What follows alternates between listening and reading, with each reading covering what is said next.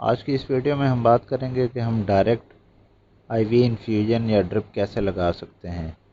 इसके लिए आपको एक टॉर्निकेट चाहिए होगा, स्टिकिंग चाहिए होगी और आपको स्प्लिट स्वेब चाहिए होगा।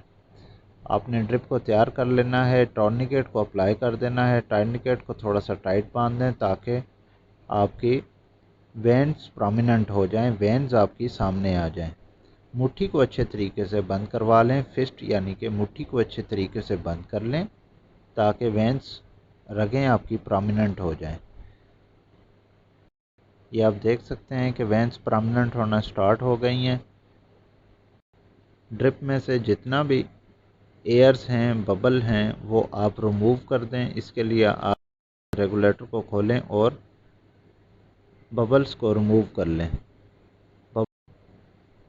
जिस वैन में आपने ड्रिप लगानी है उस वैन को अच्छे तरीके से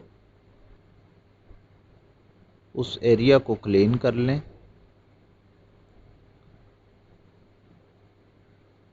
ये आप देख सकते हैं एरिया अच्छी तरीके से क्लीन हो चुका है। उस एरिया को डिसइंफेक्ट किया गया है। नीडल की पोजीशन आपने इस तरह रखनी है।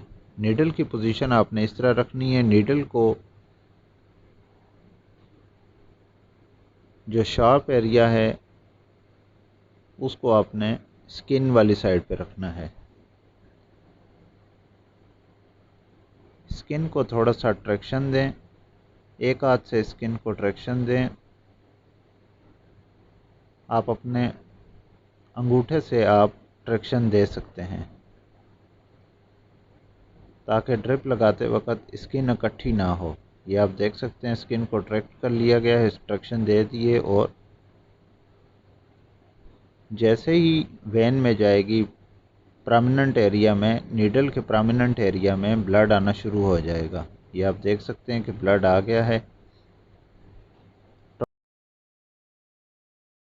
टॉर्निकेट को आपने इसके बाद रिलीज कर देना है और आईवी फ्लूइड को स्टार्ट कर देना है। ड्रिप को आपने फिक्स कर लेना है।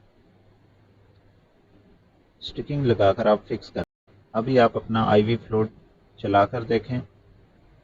अगर ड्रिप नीडल वैन में हो तो बिल्कुल आसानी से जाती है, पेशेंट को कोई दर्द फील नहीं होता।